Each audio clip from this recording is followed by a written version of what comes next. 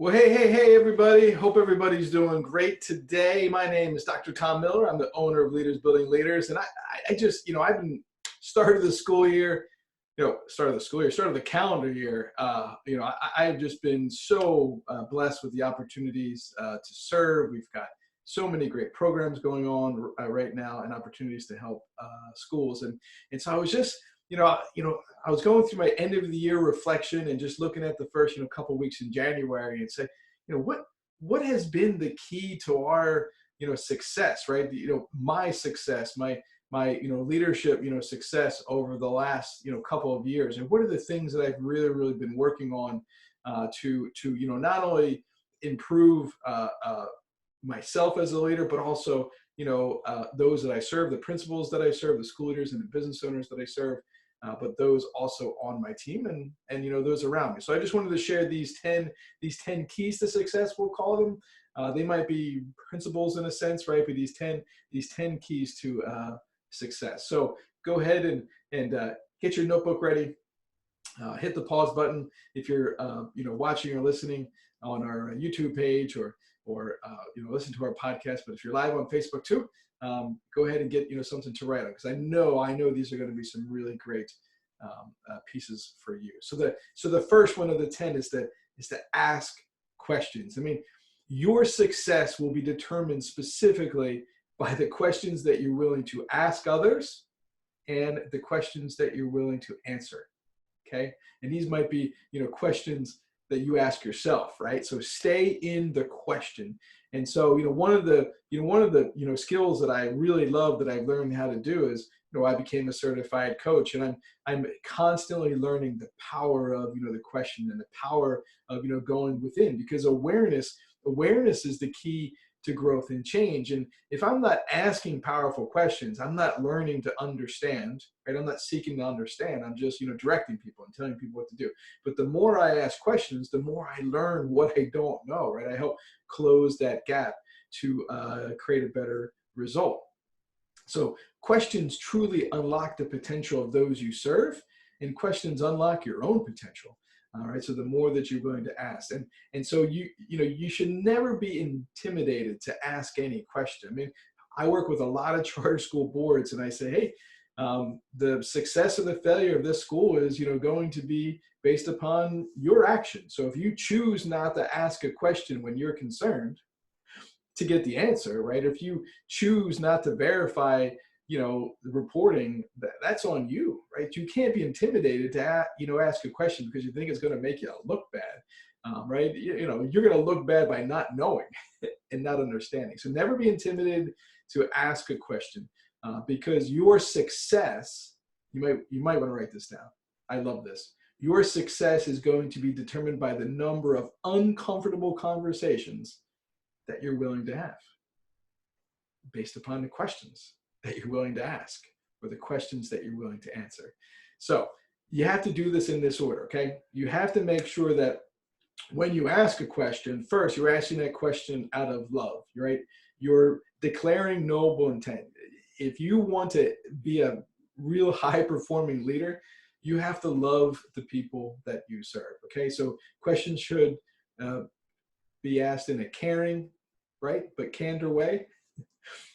And then you need to listen, right? Love, then listen to the answer so you can learn, and then you can lead.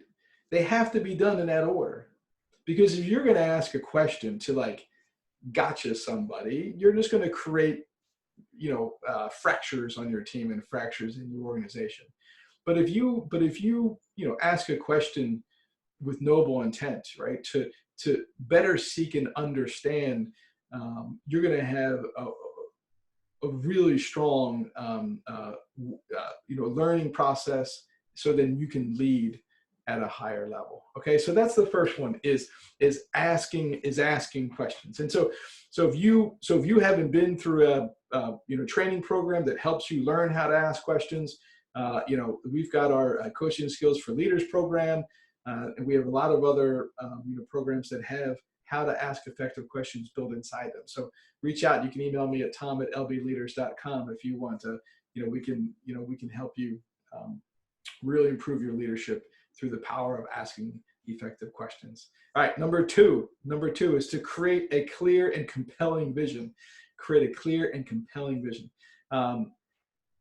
If I'm not clear with where I'm going, it's hard for me to create a map, to get there, right? Or even read a map, to get there. And so there's a saying, without vision, people perish. Now, they don't actually physically perish and die, but they definitely get confused. They're not really necessarily sure what the end result is going, to be, right? So they'll be stuck, right?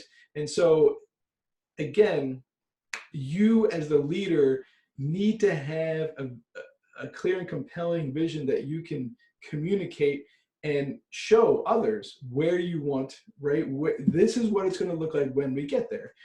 Think about your best vacation spot. If you've vacationed somewhere that you loved and it really impacted you, right? Or if you visited somewhere, or if you visited a school, for example, that's like our regional principals consortium. We take principals to the highest performing schools here in North Carolina. We would love to take you. So again, reach out, get on our list and come and tour these schools. But we go to these schools with these amazing results, right? So that the leaders can see it. So just like you're like explaining a vacation spot or where you've gone or whatever, like you're communicating with clarity why it was so great. You need to be able to do that within your own organization, with your own projects that you're trying to achieve. If you can't clearly communicate it, if you can't see it, right, you're not ready. Like if you can't picture the end result at the highest level, and you can't communicate it, you're not ready to lead people to it. You can't do it. Okay. So take the time and exercise that I have my leaders do, right? Just a little bit of a vision casting is you take a blank sheet of paper, right? A journal, and you just start writing. Take 30 minutes and just start writing out a day in the life of what my students will experience, a day in the life of what my teachers will experience, or in your own life. Write your own out. A lot of you maybe done completed vision boards for your New Year's. I mean, that's the same thing, right? You're creating the vision, right, that you can hopefully physically manifest. And you're going to physically manifest it by thinking about it every day, talking about it every day, taking action to actually physically get it in your life. So the first one is to ask questions. The second key is you have to create a clear and compelling vision. And you don't have to do it alone. Bring your team with you and say, hey, here's what I want the end result to be. Let's start kind of mapping out what this may look like here for us, okay? And if you're a school leader and you're not part of a network of leaders where you can go and visit high-performing schools and ask high-performing leaders like how they did it, reach out, again, tom@lbleaders.com, and email me with a subject line vision, and I'll get you in one of these groups so you can come and visit. Or if you're nowhere near North Carolina, go reach out to schools in your state, right? Find out who the top 10 schools are, and I would reach out to the schools that have a similar education plan as you, or demographics as you, and ask, hey, can I spend a day with you? I would just like to walk around, right? Bring your team, walk around, and because it's really going to expand your vision and your big picture thinking when you go and see more, right? I believe that it's hard to have vision if you get to open your eyes. So this is a great opportunity. All right, number 3, you want to surround yourself with like-minded, talented people. Now this seems really obvious, right? But did you know that your success will be determined by the people that you surround yourself with? I mean, have you really thought about that? Your success will be determined by the 5 people that you spend the most time with. I'm going to pause so you can think on that one, right? This was a huge mistake I made earlier, not only in my principal career, but also, as a business. I, surrounded myself with like-minded, talented people, but the one thing that I didn't surround myself with individuals with different type of mindsets and skill sets, right? And goals and drives, right? It's really, really important that if you really want to, you want to build a team that completes each other, not a team that competes, not a bunch of people that can all kind of do the same thing, right? You need different individuals. This is why I love our DISC personality profile. I mean, one of the keys with our Winning with People programs is that everybody in your organization takes a DISC profile, and we learn whether their personality is more direct, more of an influencer, more of like a supportive person, or that cautious, competent.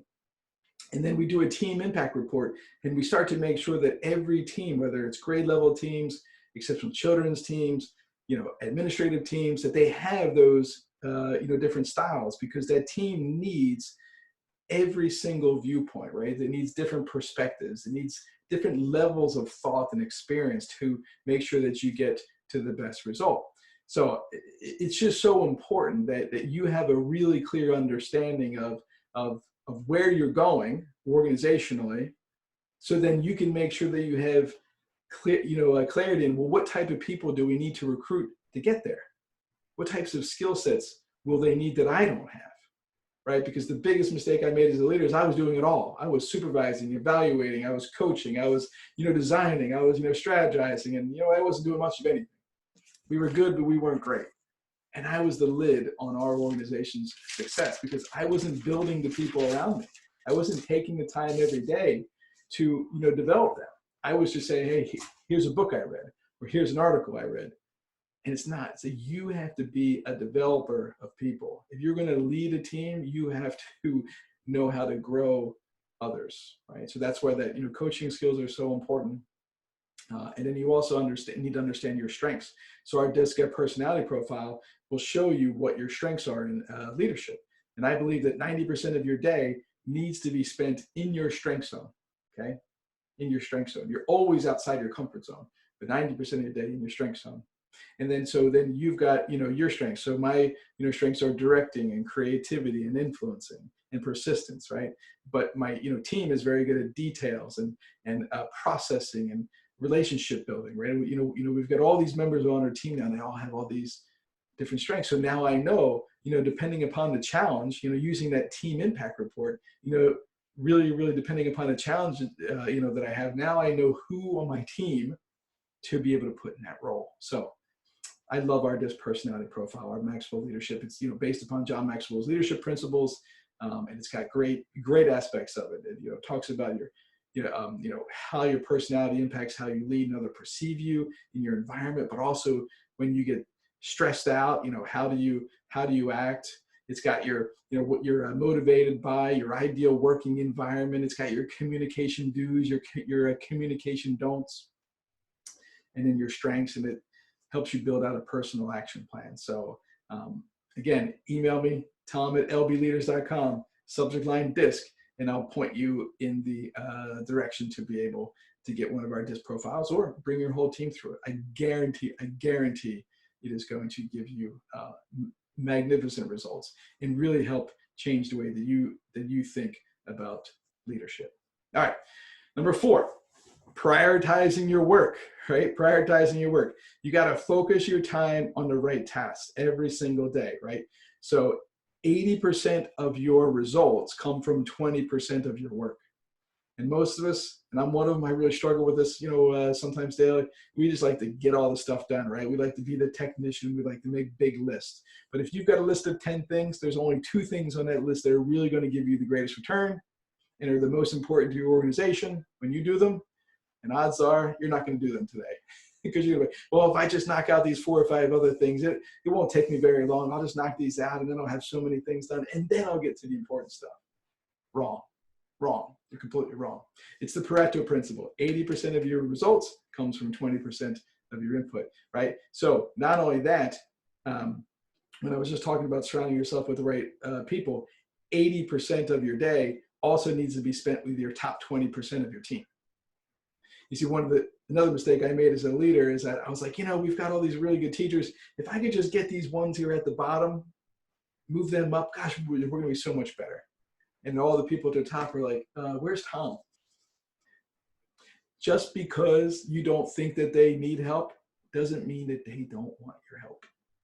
Take yourself and identify your top 20% leaders, top 20% capacity level leaders, and grow them.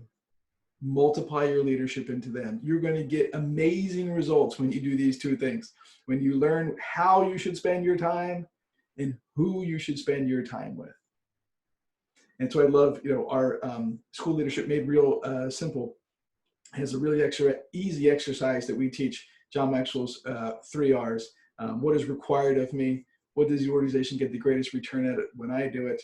And what rewards me, right? What fills my heart? And we take you through and really help you identify, right, those 3 aspects, combine that with your DISC score. These are my strengths. This is what my organization gets the greatest return when I do it. And then we help you align your daily schedule to just do those things. And we do the same things for your team. Oh my, it's impactful to be able to spend every single day in your strength zone. In your strength zone, right? I can tell you right now that if there's something in your world that you're either procrastinating on, all right, or it's really, really taking a lot of your time, or it's sucking the life out of you, it's probably because you're operating out of your strength zone.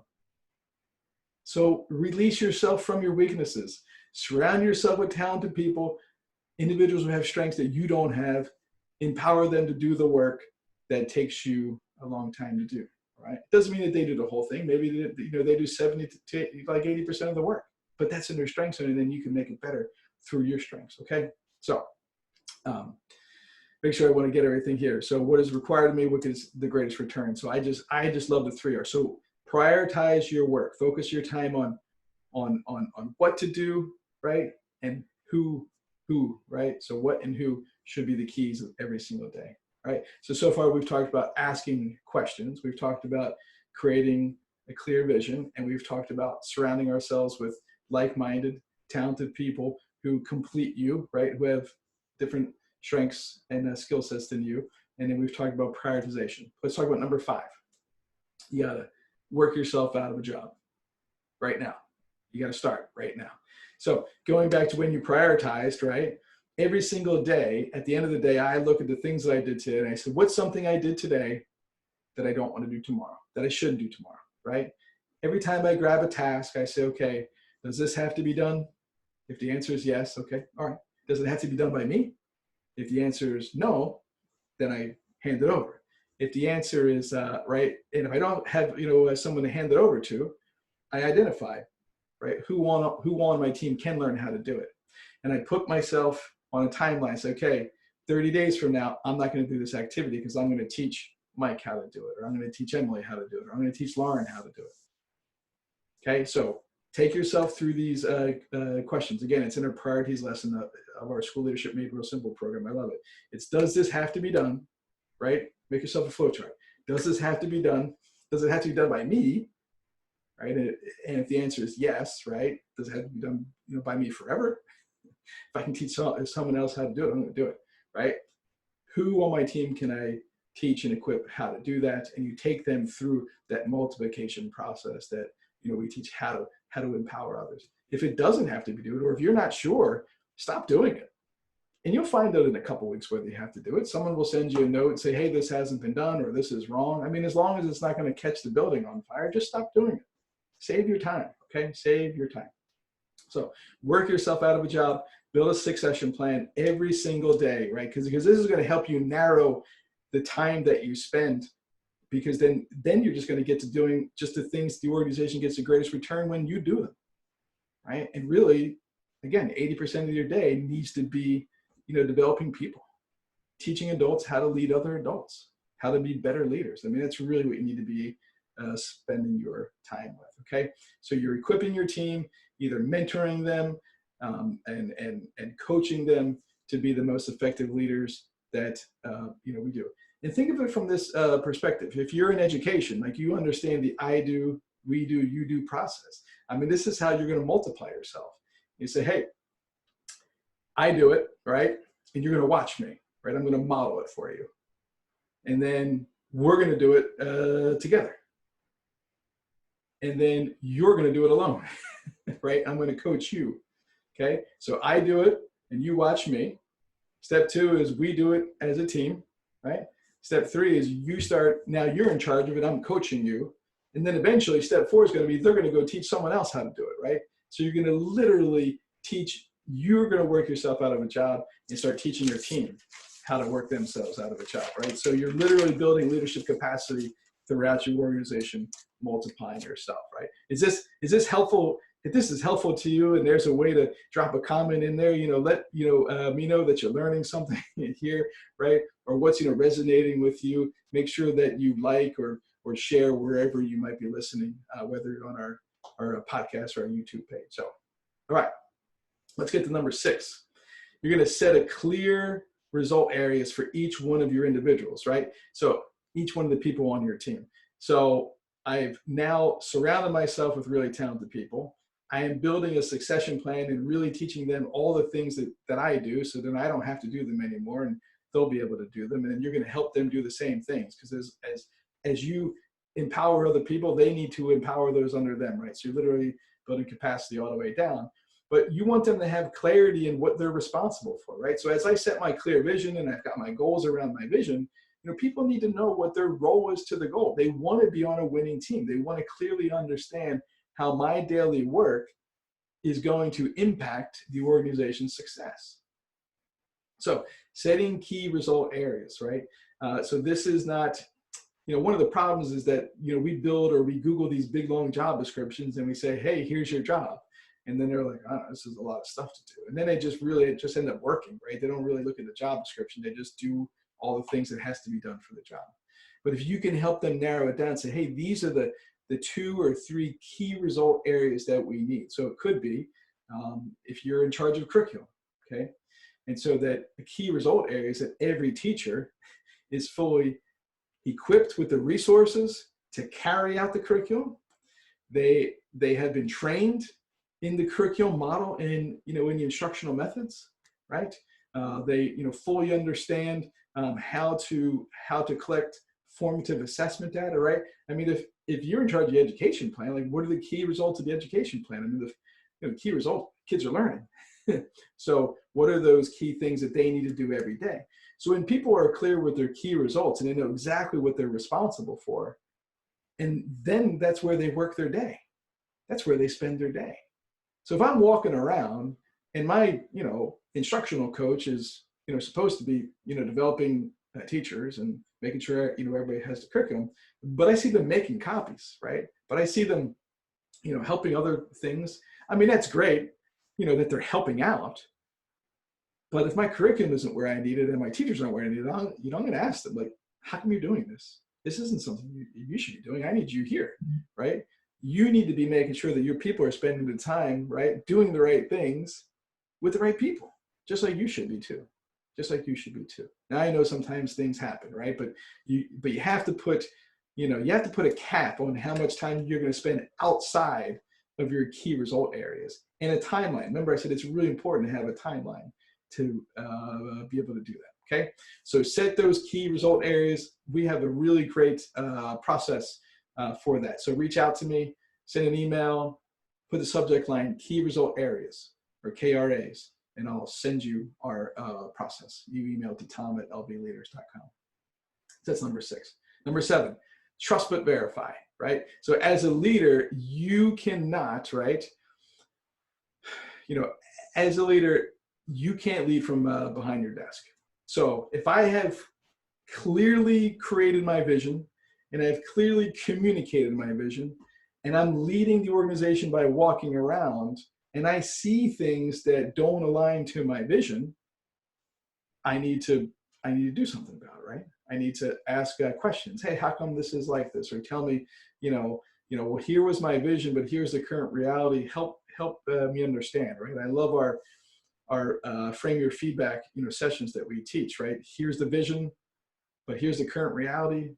Help me understand. VRU, then O, here's some opportunities to improve, right? And then L is leadership. How could I have led this better?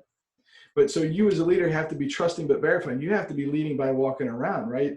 Based upon individuals' key result areas, like you're like, hey, look, with my facility manager, I expect a clean building. I expect things to be fixed. I don't want things laying around. You're like in charge of certain contracts. Like I should walk in this building feeling clean, smelling clean every day. These are the things I'm holding you responsible for on a daily basis. But if they start doing all these other tasks for all these other different people, they're not going to be able to do it, okay? Anytime you have a fire in your organization, it's because you have a broken system or a lack of systems. it's the leader's job to make sure there's systems in place, standard operating procedures in place, and help your team, do that as well, so they can streamline their time and things are getting done, right? This is that trust but verification process. All right. So if people don't know, right, if they don't know the vision, they're not going to know what you want it to look like, and you can't hold people accountable if you haven't communicated expectations. Any expectation not communicated is just a thought. So you got to help them there, and then you help them course correct through the vision, reality, understanding, opportunity, leadership, frame your feedback process. Okay. All right. So course, correct and help them modify their teams. You just want to, navigate, right? Navigating to get there. That's number 7. Number 8, grow as a leader. So you never stop growing as a leader, and your team should never stop. Just because you're in the position of leadership, never like you can't stop growing. You will die. You will literally die if you don't. So so every day you should be reading. You should be listening. You should be asking questions. You should be finding ways to grow your capacity as a leader. Every leader has a lid. Okay, there's all aspects of your life. There's a lid with your faith and your health and your wealth and your ability to lead teams and your ability to lead, right? So if a 10 is like the best vision, right? But if you're at a 5, right, your team will never get above a 4 because you're literally capping their potential success because you're the lid on their leadership. So stop trying to improve your school and really start taking the time to improve you, right? And improve your team, because if you don't, do that, your school's not going to improve.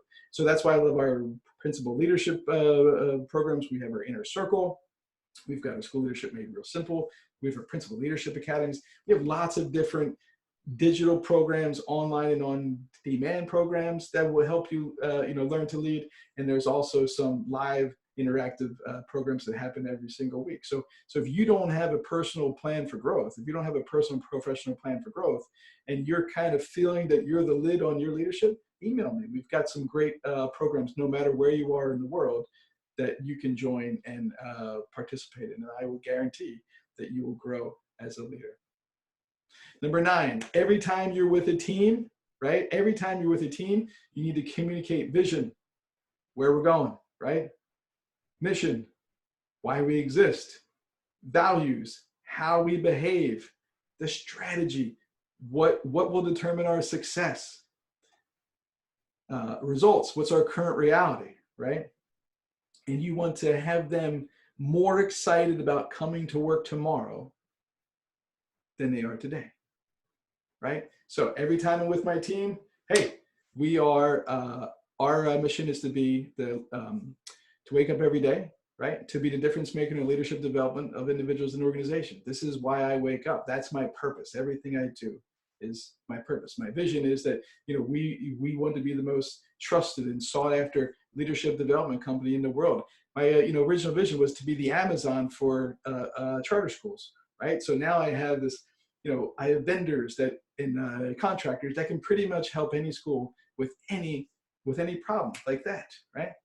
Our values, how do we behave, right? Through trust and honor and respect, right? Through curiosity, through innovation. And these are our core values. What is our strategy, right? Our creative, right? Creative strategic planning, right? And helping people execute by changing their mindset, right? We've got some really great strategies and some programs and some frameworks that we use to help schools improve. There is no problem that we can't fix in the school, in my opinion. Always talking to your team about the results. What's our current reality, based upon our goal? What's our path? What's our strategy in order to get there? And so if you're not concerned about the intellectual property that your team has that walks out of your building every single day, if you're not worried about that leaving, especially during this great resignation times, believe me, you will be in a constant rebuilding mode if you're not, right? So develop your people, empower them, keep them excited about where they work, keep on reorienting them, remind them about why they're here and why they chose to work here, and make sure that they have a clear path for expansion and growth as a person and as a professional. Let them know that you value them. And then number 10, think time, right? As a leader, every single day, you need to create think time in your day. Your success is going to be based upon your ability to think through challenges. Now, thoughts are things. Thoughts are things. You think good thoughts, good things will happen. You think bad thoughts, bad things will happen. Where your focus goes, your energy flows, right? So your focus needs to be on the thinking of the positive in order, to get there, right? So you got to ask questions. You got to be willing to learn and willing to grow. If you've got organizational problems that you can't solve, remember, the thinking that got you in this challenge can't be the thing that really gets you out. You need to up-level your thinking. So that might be joining a mastermind group, right? I love our principals mastermind group, our inner circle, every single week. Our leaders come together virtually, right? And they bring their problems into the group. And now they got 7, 8, 9 other principals helping them with solutions to solve their problems. I mean, it's an hour investment per week that saves them probably 10 to 15 hours of extra time and energy spent, right? It's just the power of the group. It's the power of the mastermind. Okay, and you as an individual, right, really thinking through what are, not just where is my organization now, but you need to be thinking ahead of where it is. And to do that, you have to build time in your day. Don't calendar more than half of your day. Part of your day needs to be the calming of the mind, right, and really taking the time to think through. If you're a journaler, if you're a writer, then write it out and journal your thoughts and get those great thoughts down on paper. Okay, really, really important piece. So it's the level of your thinking, right? It's the level of your consistent thinking. I mean, nothing can overcome the power of persistent, thinking. And I believe that the difference in the successful people to the less successful people is their ability to persist and to think on a specific problem. So those are our 10, right? Let me roll through them real quick. The first one was to ask questions, right? That you have to be constantly in an asking question mode. Stop directing, stop telling people what to do. Just ask questions and get curious. 2 was to create a clear and compelling vision, right? Create a clear and compelling vision. 3 is to surround yourself with like-minded, talented people that complete you, right? They have strengths that you don't have. Number 4 is to prioritize your work, to make sure you're working on the right things and spending time with the right people. Number 5 is to work yourself out of a job. This is every single day, empowering other people to do the work that you do, literally working yourself out of your role. Number 6 is to set clear result areas for each person on your team. Everybody needs to know their role to the goal so they feel impactful and valued on a daily basis. Number 7 is to trust but verify.